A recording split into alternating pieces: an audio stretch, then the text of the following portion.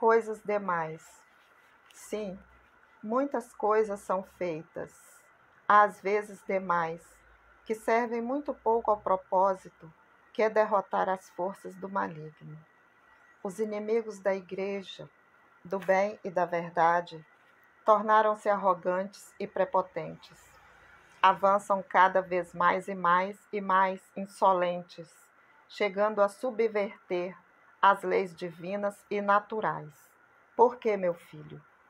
Muitas responsabilidades pesam sobre a minha igreja, pelos muitos males que a atormentam, na base da qual está a crise da fé, a crise da vida interior.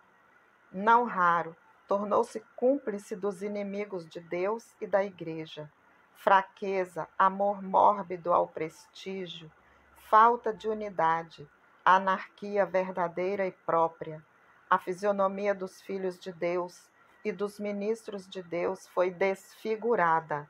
É hora de acordar. É hora de colocar o machado nas raízes. Quero dizer que é hora de responder ao meu insistente convite a uma verdadeira conversão, antes que seja tarde demais. É tempo de os vários funcionários das minhas igrejas deixarem de perder tempo com coisas ou iniciativas inúteis. Eles estão errados em não ir à raiz do mal. Exame de consciência. A gravidade da situação exige um plano válido para todos, a ser implementado por todos, no topo e na base, com o exigente exame de consciência que conduz às seguintes conclusões. Estamos convencidos da necessidade de rever seriamente a concepção em que se baseia a nossa vida?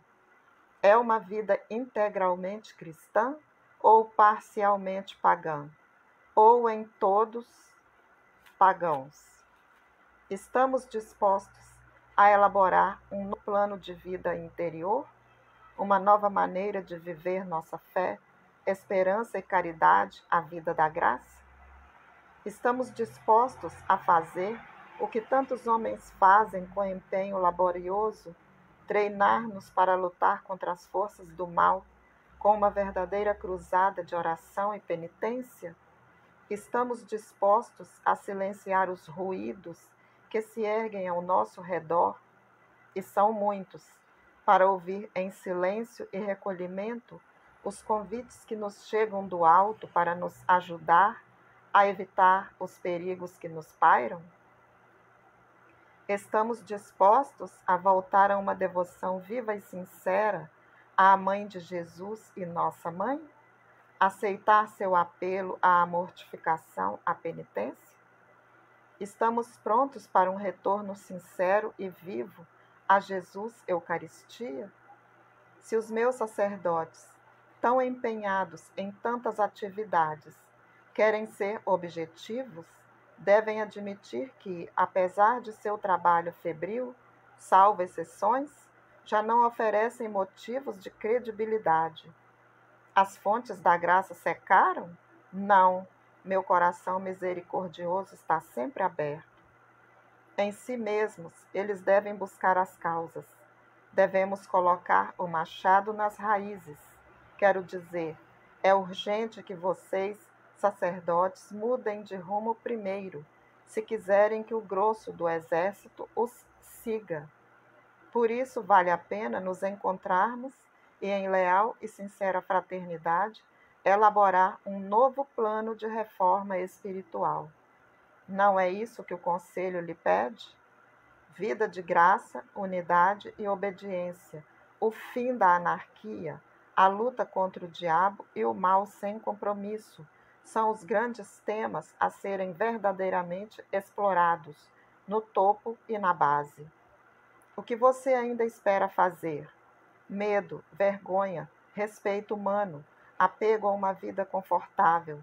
Converta-se, converta-se.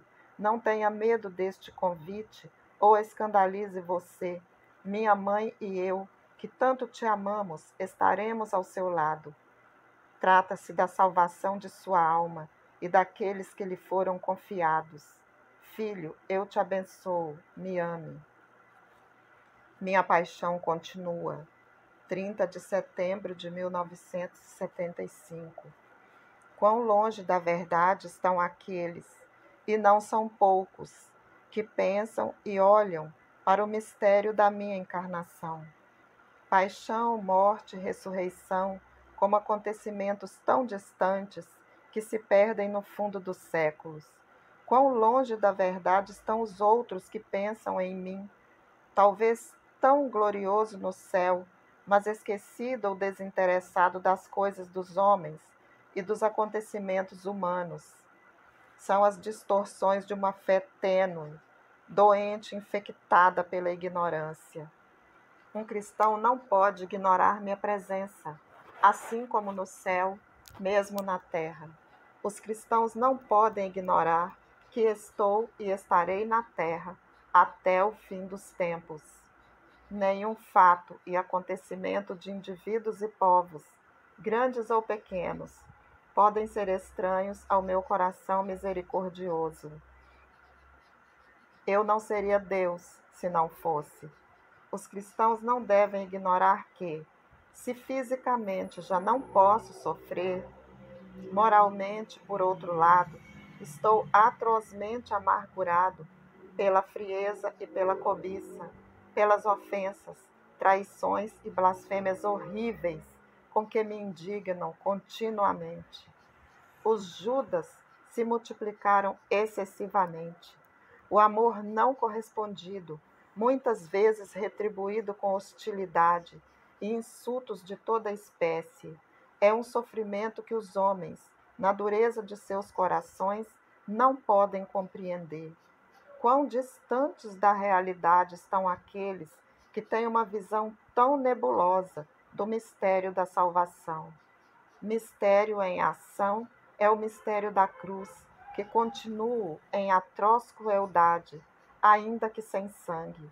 Meu sangue é verdadeiramente derramado continuamente para a remissão de seus pecados. Meu corpo é verdadeiramente dado como alimento para a nutrição de suas almas. Eu sou verdadeiramente a vítima oferecida ao Pai, e em mim a vítima divina, a humanidade e a divindade se encontram e se reconciliam em um amor infinito. Existe Deus Todo-Poderoso. Meu filho, se pelo menos meus sacerdotes tivessem a firme e sólida convicção de que eu, Filho de Deus, verdadeiro Deus e verdadeiro homem, ponto de encontro da humanidade pecadora com meu Pai Celeste, estou sempre convosco, entre vós, dia e noite, em estado de vítima. Se pelo menos estivessem convencidos, quando eles me encerram entre aquelas 4 paredes pequenas, onde está Deus Todo-Poderoso, Criador do céu e da terra, Redentor e Salvador, eles poderiam ter um pulsar de amor por mim. Está falando quando ele está guardado dentro do sacrário. Mas para essas considerações não há lugar na alma. Abandonaram meus caminhos e não têm tempo de me procurar em minha humilde morada. Uma fé viva e verdadeira, vivida hora a hora, numa oferta contínua, acenderia um fogo purificador em toda a minha igreja, seria capaz de apaziguar a justiça divina e estancar o sangramento das almas a caminho da perdição. Que tremenda responsabilidade para os meus sacerdotes, que têm possibilidades e meios eficazes para colaborar comigo para a salvação das almas, mas não os utilizam. Confie no médico. O que fazer, Senhor? Porque nós, sacerdotes, temos que entrar de novo? Porque temos que sair da escuridão que nos cerca para despertar da letargia em que caímos? Porque temos que sacudir e sair da crise que nos atingiu? É necessário que, com grande humildade, vocês se convençam do mal que estão sofrendo. Nenhum doente, se não tiver consciência clara de sua doença, pode sentir a necessidade de ser curado. Nenhum doente que não tenha plena confiança no médico assistente cuida de si mesmo.